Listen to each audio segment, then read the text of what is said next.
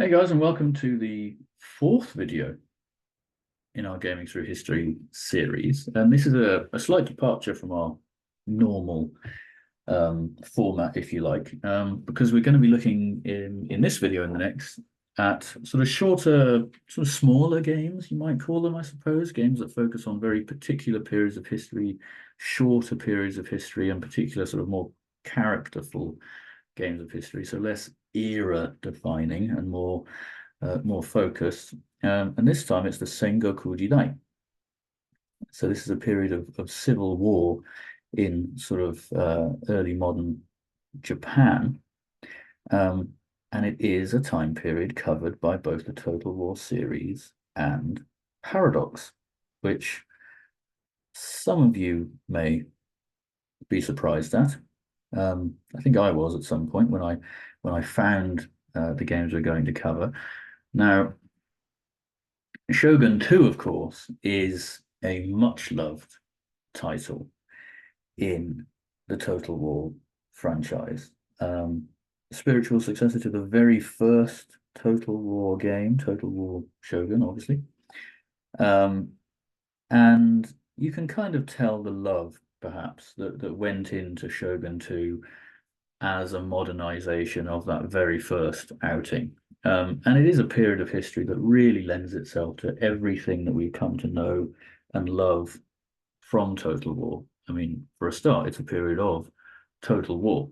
The Sengoku Jidai is a fairly, well, it's a period of pretty constant warfare, pretty relentless warfare, which obviously lends itself to Total War's overall design of historically based games that are conflict focused. But quite apart from that, there's a lot of really nice features, not least the map and the overall look of the game is really superb. The graphics are very nice. The game plays well. We've talked about in various other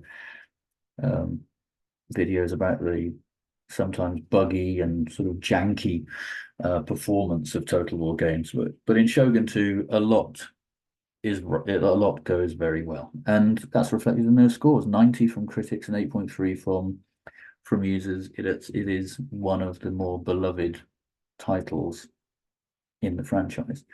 Moving over to Sengoku, on the other hand, now this is a funny one. Like I say, I wasn't overly aware of it before I started looking into the series, and there's very little into doing this series, really. And there's very little coverage of the game, on YouTube or in various other, avenues. I mean, it's not badly received.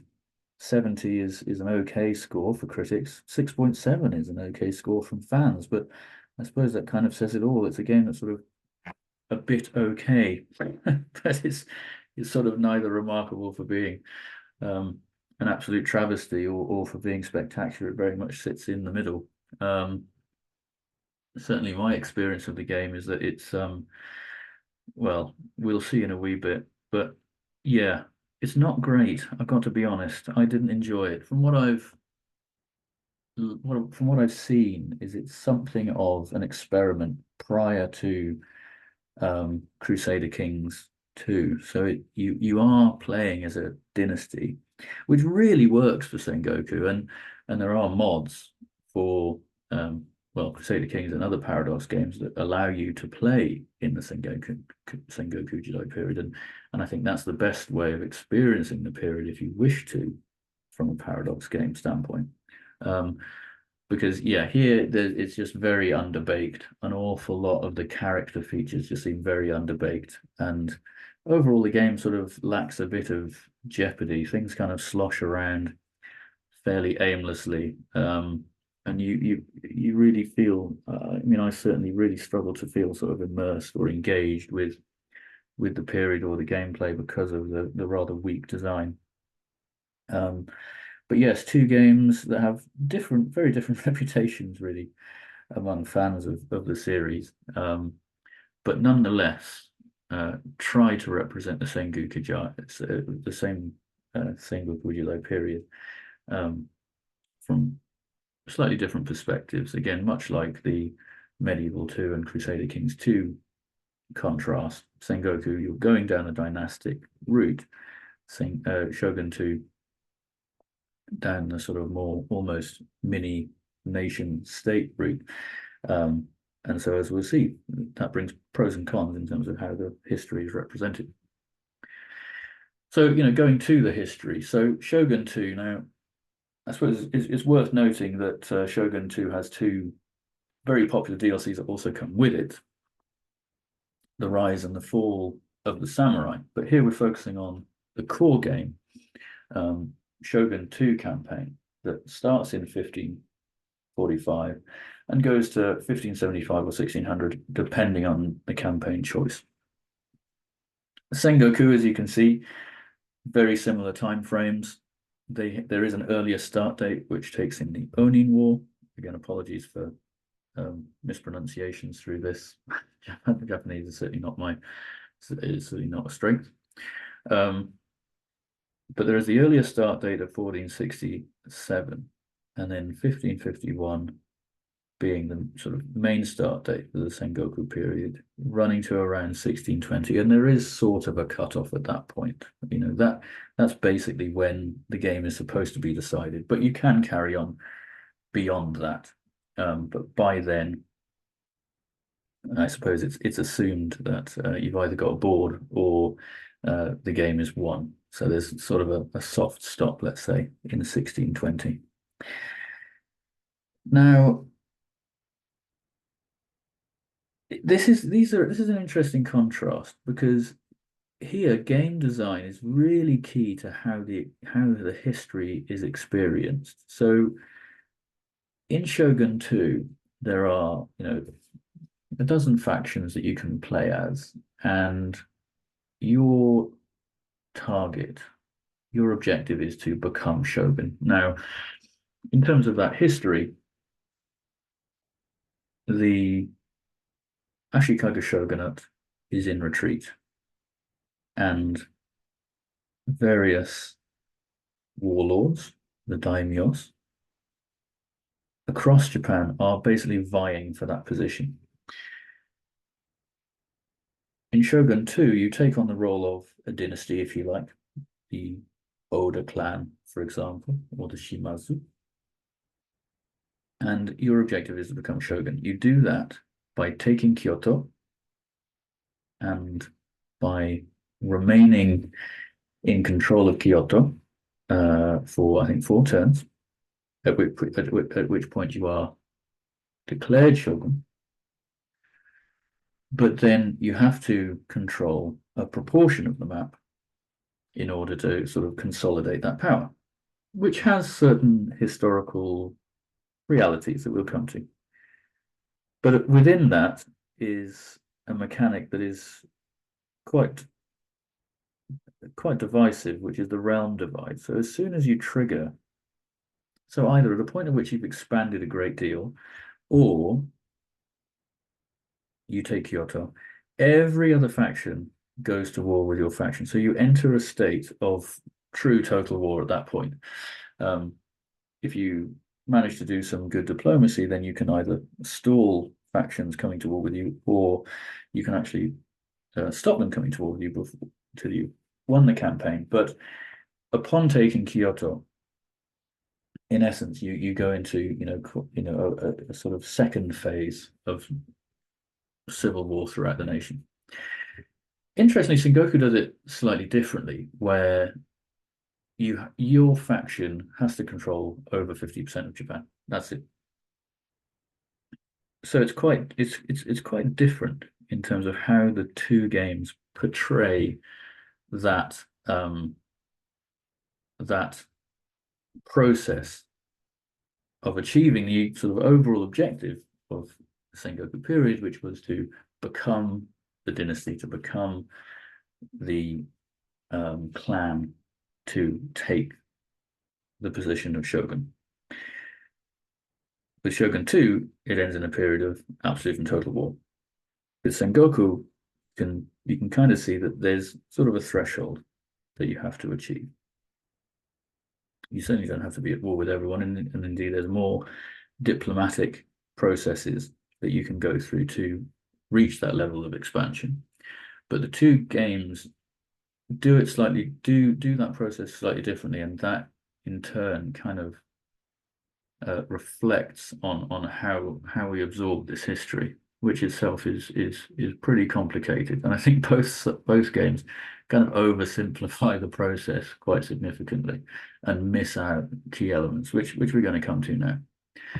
So the first sort of element, the first theme we might talk about is fission and fusion. So if you imagine, Japan under the emperor, if you will, is a unified entity.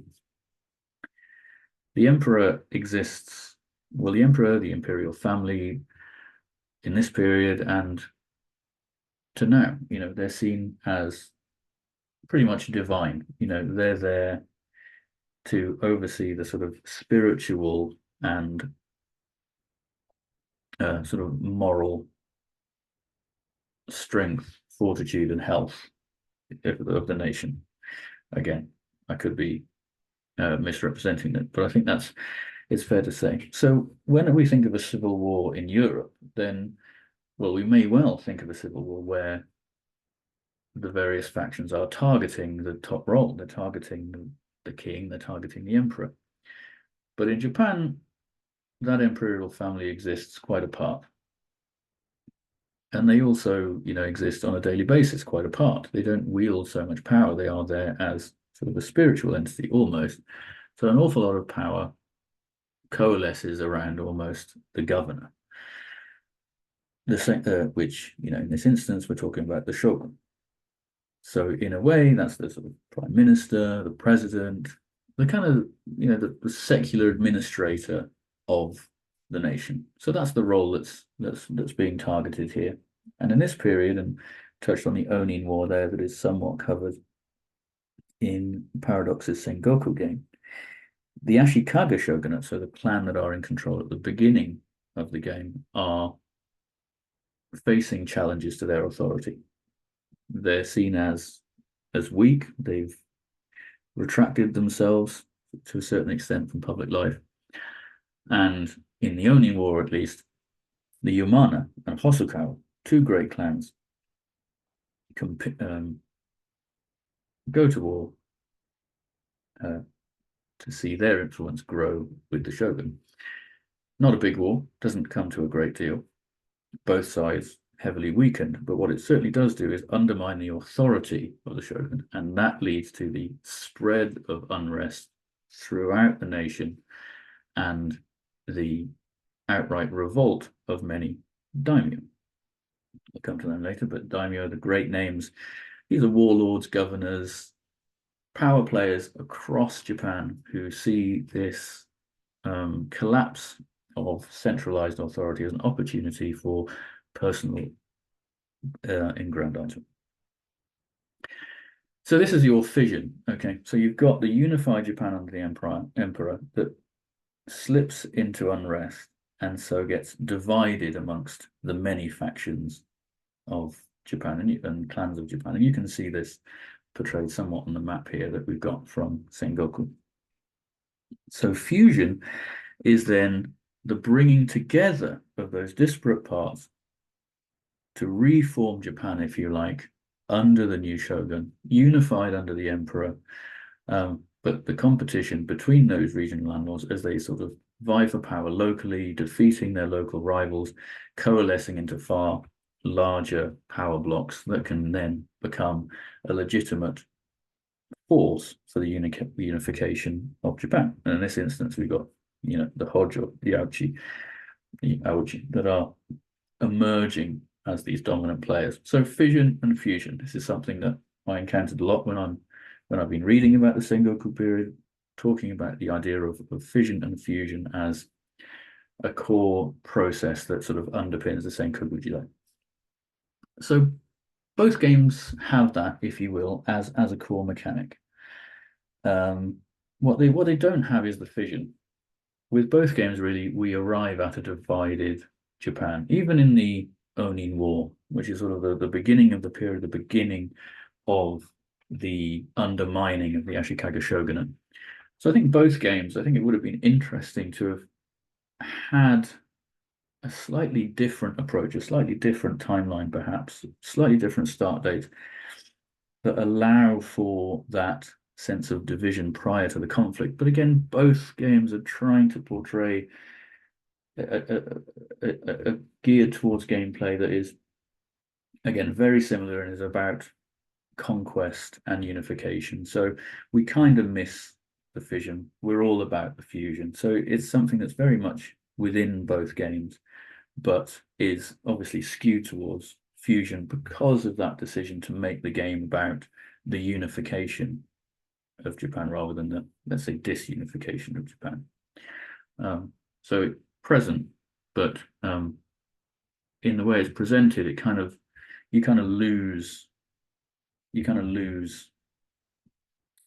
context, if you will. We enter into a nation at war, which again, for gameplay reasons, is exactly what the designers wanted, but certainly removes key features of the history as was. So key to this kind of concept of fission and fusion is also this theme of Gekkokujo. Again, apologies for the pronunciation, but Gekkokujo is the idea of sort of lower lords rising up against their superiors. Now, we talked about feudalism in a previous video. Japan has a sort of similar, quite rigid social hierarchy managed by an awful lot of social norms and status between clans. So prior to this period, any kind of social mobility or challenging authority was going to be very complicated. But in this time of relative chaos, it was quite possible for smaller, more adept, certainly more military minded and more tactically capable, more strategically capable commanders, governors, daimyo, etc., to rise up and effectively challenge their superiors. And without that centralizing authority to maintain the status quo, to establish themselves as leaders and to really climb that particular, climb the social ladder. So within a game set in this period, you would expect mechanics that allow for that sense of sort of dynastic growth and dynastic challenge, challenging superiors. And this is something that Sengoku does well. If you can imagine, it is sort of the same sort of design ethos as Crusader Kings 2. So you are playing as a dynasty, and there is a hierarchy. So you can grow your faction, and you can make allegiances, and you can definitely further your cause. And also, in terms of winning the Gengoku, winning the war, you don't necessarily have to be the lead faction, but you can be an ally or a vassal of that lead faction and still go on to be victorious. So I think within Sengoku, the Paradox game, the idea of Gekkokujo is built in this and operates very much in the same way as you might see it in the Crusader King games, where you can go up social levels, you can progress, or you can find convenient alliances that allow you to find success elsewhere. Unfortunately, with with Shogun 2, it's not present. I think this is something that would have been great to see. You can start off as sort of smaller factions, but if you like, you all exist on a level. You can become a vassal, and some factions start out as vassals, but there's little to no advantage to that. Ultimately, you kind of have to break free. Even the diplomatic gameplay within Shogun 2, because of the realm divide mechanic that I've discussed before, is very messy. Ultimately, with Shogun 2, you kind of have to go it alone. There might be one or two allies that you can pull along with you, but it's very much about one faction expanding, dominating the map, taking the Shogun title, establishing that authority. And does detract from the concept of Gekkokujo and all of the other sort of diplomatic and political elements that were at play within the Sengoku Jidai period, quite apart from just the warfare. So certainly lacking in Shogun 2, present in Sengoku Jidai, in the Sengoku game. So finally, as a sort of final theme that kind of brings those together, a game set in this period has to include great characters, the daimyo. So however much we would like a game that is rich on perhaps diplomacy and nuance, diplomacy, politics, great characters are also going to have to play a part in this game. Because, you know, through this period, we really get very enigmatic personalities. We get Oda Nobunaga, we get Takeda Shingen, we get Usuki Kenshin, the god of war. So any game that looks to present this period should do so to a certain extent through the characters that you play as. And this is something that, again, I think Shogun 2 misses out on to a certain extent, because you are playing loosely as the nation. So you do have Oda Nobunaga, but in a way, Oda Nobunaga is no different to any one of the other Oda characters. They don't necessarily stand out.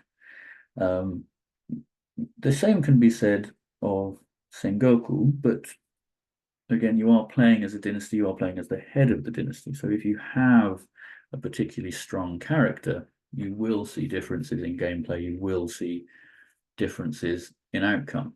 So I think Sengoku might do it a bit better, even though as a game that is, you know, something of an experiment, if you like, it's not as developed as you might expect, given the very similar gameplay ethos that underpins the design of Crusader Kings 2, which is a game that obviously had an awful lot more investment in it in terms of you know, overall, you know, development of those themes and development of those mechanics.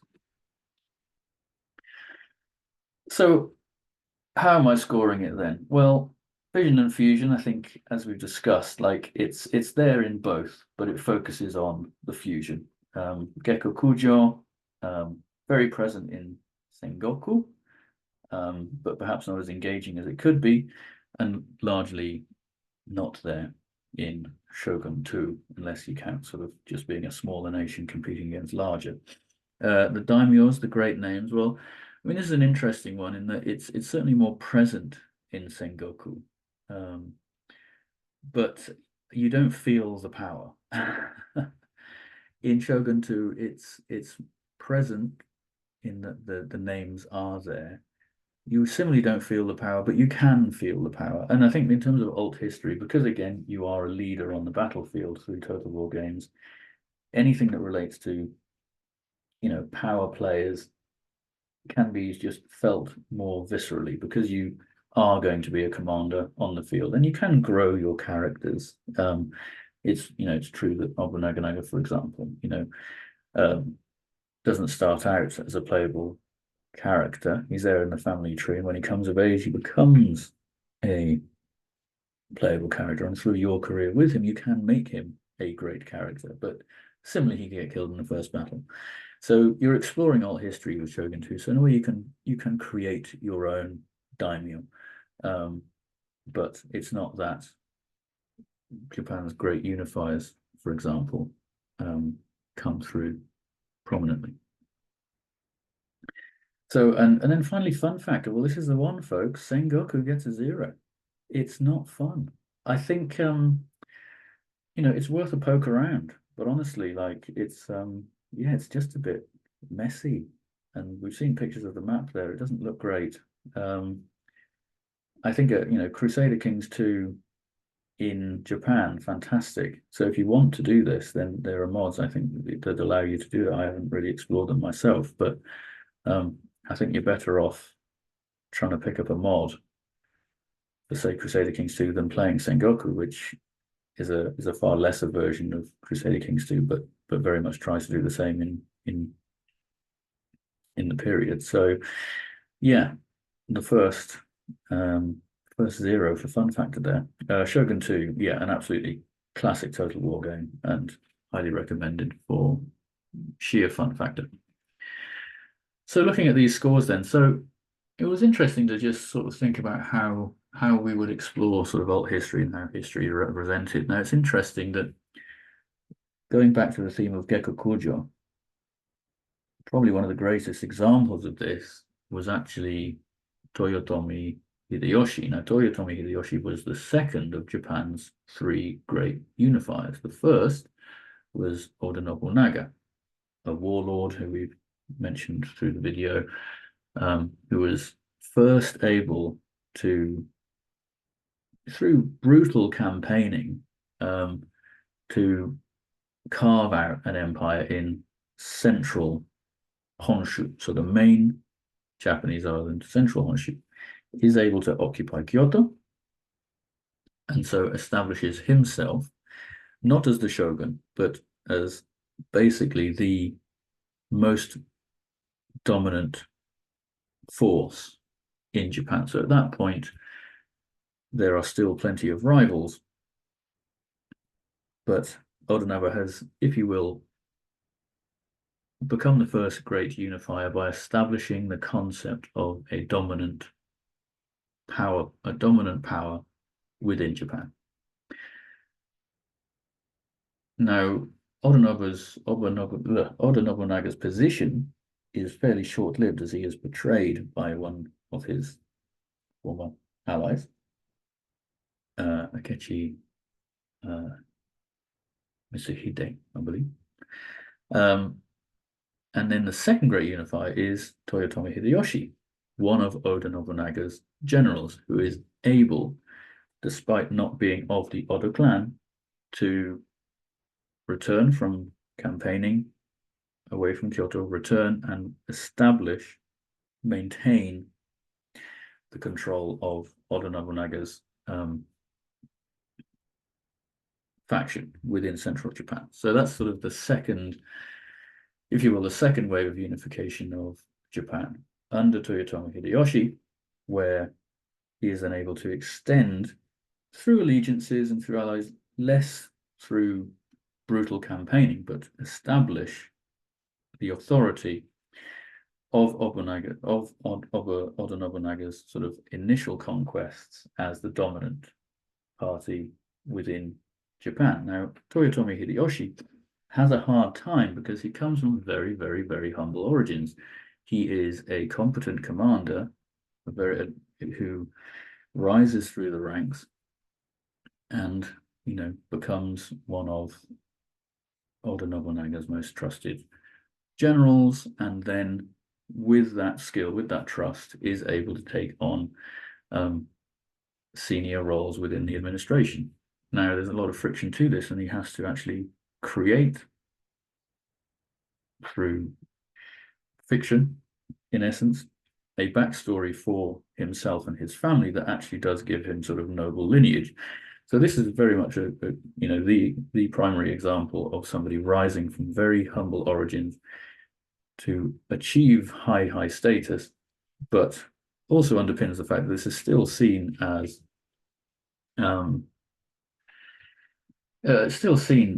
a negative amongst the eyes of many.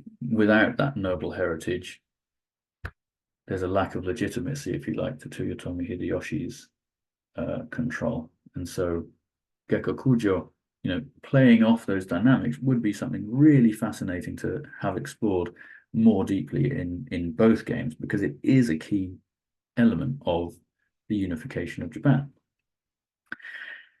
Now, the story of Japan's unification doesn't finish there, because we get a period of relative peace before we have Japan's invasion of Korea.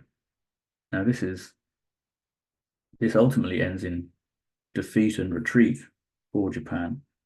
Toyotomi Hideyoshi's legitimacy is somewhat reduced. He dies without a good quality heir, and we get our third and final unifier, Tokugawa Ieyasu, another ally of Oda Nobunaga, and you can see why the concept of great names comes through, because these names, these personalities, they sing through the period, emerges. We now have two major power blocks, the armies of the East, the armies of the West. They face off at the Battle of Sekigahara.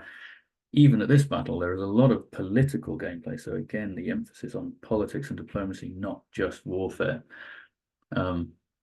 Factions switch sides during the battle because they just do not want to come out on the losing side. That would mean eradication for you and your family. But it's Tokugawa Ieyasu that emerges victorious and establishes the Tokugawa shogunate that rules Japan into the 1800s. So that is the final unification. So if you like, we've got Oda Nobunaga that establishes the notion of a powerful bloc to occupy the shogun role. You've got Toyotomi Hideyoshi that expands that to sort of like a semi-legitimized unified Japan, but it's Tokugawa Ieyasu that brings in the unification along with that formality, and that's the culmination.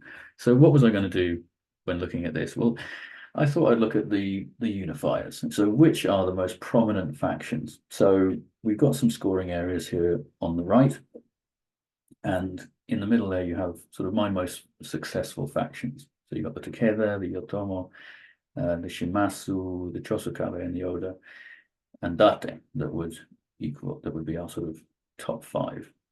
And then across all of the campaigns, the factions that were most consistently there at the late game were Chosokabe, Takeda, Hojo, Honma, and Imagawa, if we take the top five from over there. So, I mean, as we've seen with other games, geography plays a big role. Why do I say that? Well, the Chosokabe start out on the island of Shikoku.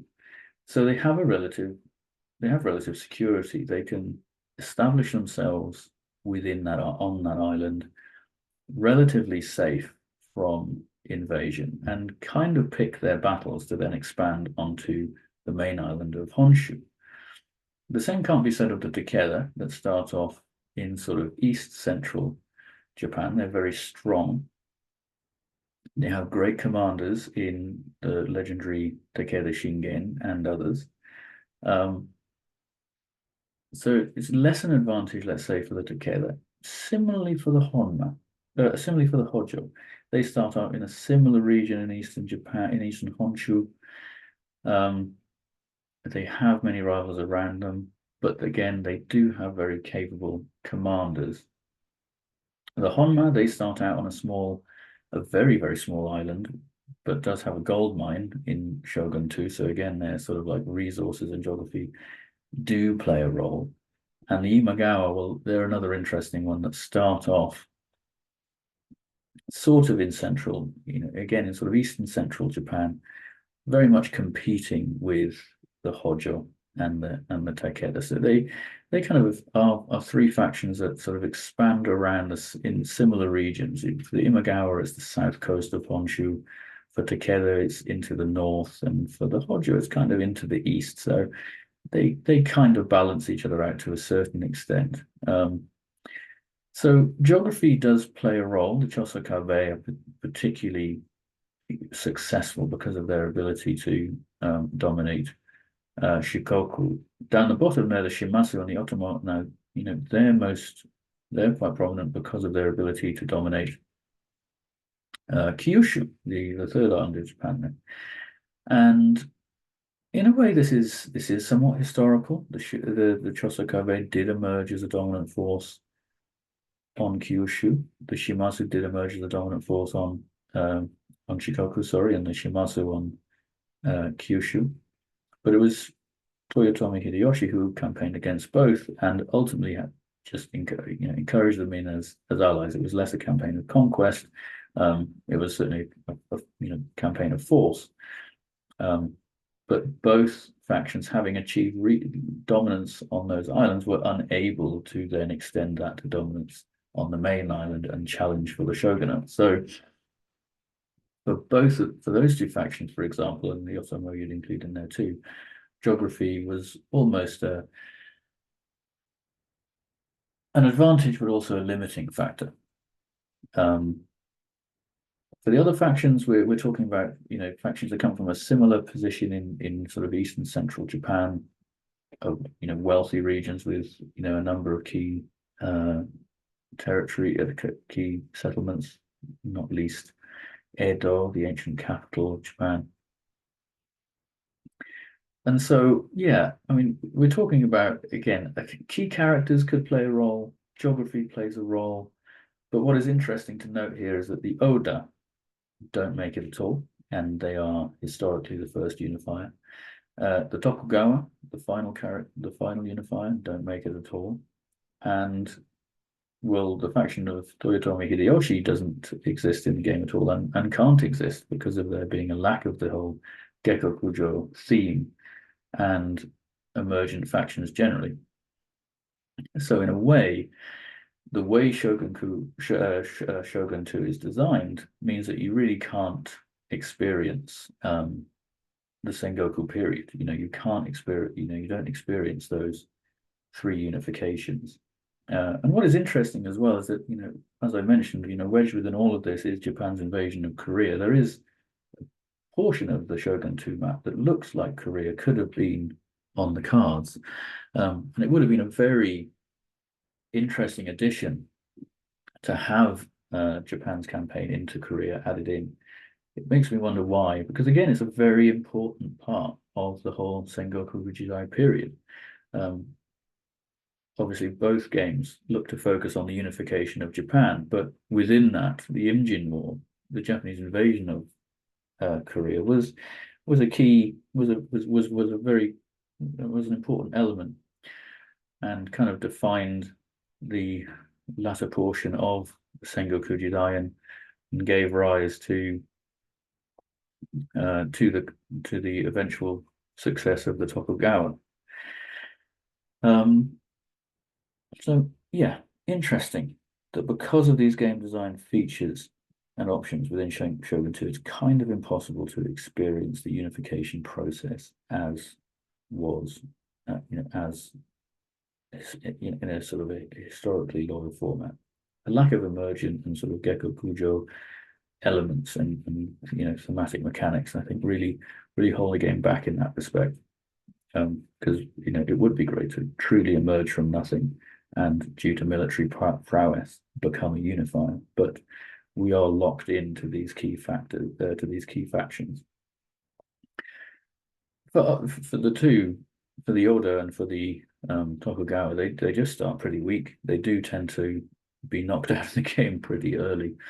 The Oda actually start at war with the Tokugawa, so the first target for the Oda tends to be the Tokugawa, so they go within the first few turns, and the Oda, and then the Tokugawa, who are allies of the Imagawa, it's often the Imagawa that then counterattack and take out the Oda. So really, two of Japan's great unifiers are often knocked out of the game within the first 5 to 10 turns, which feels strange. It feels like there maybe could have been more done there by the designers of Shogun 2 to create a more historically loyal sort of environment there. Now, the Sengoku, because your sort of dynastic leads, I just took a whole lot of dynasties and played as the original characters. Now, beyond their immediate careers and how they participated in Sengoku Jidai, there's not much more to say, because you're very much into oral history immediately, because obviously these dynasties are going to play out quite differently. So I just tried to sort of beat history with my playthroughs, and to let the game emerge, and just to let the game see which factions might emerge victorious. So in terms of the most common unifiers here, well, the Oda were number one. They do start out strong, and I think this is a sort of game design element. I think the designers have put some buffs basically into the Oda clan to have them emerge as one of the key unifiers. The others, however, it's a lot to do again with geography and scale. Because Sengoku doesn't do much of the fission, basically the larger, powerful factions do tend to remain larger and more powerful, and that's certainly true of the Yamago. In the Sengoku period themselves, they were not a major player, but at the start of the Sengoku game, they are a very large faction, and if you are a large faction at the outset of the game, it's very easy to militarily or diplomatically absorb your neighbors, making you even stronger. So really, for those factions, the Imago, the Shimazu, the Hojo, and the Miyoshi, they're most common unifiers because they started strong. And of course, why do they start strong? Well, it's a lot to do with the start date. So it's somewhat arbitrary that factions that start strong at the beginning of the game will be the strongest at the end. And again, I think that's certainly like it lets the game down a bit, that there just isn't a bit more dynamism. Having said that, it seemed quite rare for a faction to actually win the game and achieve the shogunate. The one faction that did in my playthroughs was the Ishiki. Now, this is a real example of Gegokuji. They're a very minor faction that had a very limited role within the Sengoku Jidai in our timeline. But in this timeline, that they did somehow manage to emerge as the dominant force, having been a Yamana ally in the Onin War start date. And they did manage to achieve the title of Shogun by 1605. Otherwise, it just seemed quite rare to do. Not many factions were able to achieve that sort of 50% threshold. And often I would prefer to become a vassal and enter into the faction in order to, hopefully in order to drive their success. But it did seem rather hard to achieve. So in Sengoku, we kind of ended up in a period of far more protracted war than in the real world. But yes, like I say, with the unifiers here based largely on their starting strength than any other dynamic factors, which as we say is runs opposite really to how the Sengoku period pans out when you see the unifiers being one clan leader, a general, and another ally. So it wasn't, who come out on top wasn't just about the size of territory and the strength of your forces. It was a lot to do with diplomacy, politics, and intrigue, which is something that clearly both games don't manage to get quite right. So in terms of just like basic observations then, so the Tokugawa are weak and late emergent parties rare. So I think that's very true for both games. If you're strong at the start, you're going to be strong at the end. There isn't any dynamic shift of power. And that's largely because of point two, because the diplomatic and political plays are limited with unification largely to conquer. So again, both games kind of overemphasize territorial domination over political, diplomatic interaction. And then finally, it's just worth noting that both games do not include the invasion of Korea and the Imjin War, and there's little to no interaction with the external world, which one expects from a game design perspective makes things a lot easier and a lot more streamlined because you're just having to design a sort of battle island. It's all very closed, but it is definitely a shame that the Imjin War wasn't modeled in some way, shape, or form, because it does sit within the Sengoku period towards the end of the reign of Hideyoshi, before the Tokugawa established the final shogunate. So it is a key period of the time and surely deserved representation within the game. So there you go, guys. A few observations. But I think it's interesting that the way both games are designed is pretty much impossible to experience the Sengoku Jidai period as it was historically, because of, in the case of Shogun 2, the lack of Gekko Kujo orientated mechanics, the lack of emergent factions, And in Sengoku, the emphasis on territorial control and strength and power over diplomatic or political plays, meaning that, again, any kind of later game emergent unifiers simply don't emerge. Okay, guys, well, thank you very much for that. Like I said, the next video is following a similar format as we move into the Napoleonic period. Might see you then.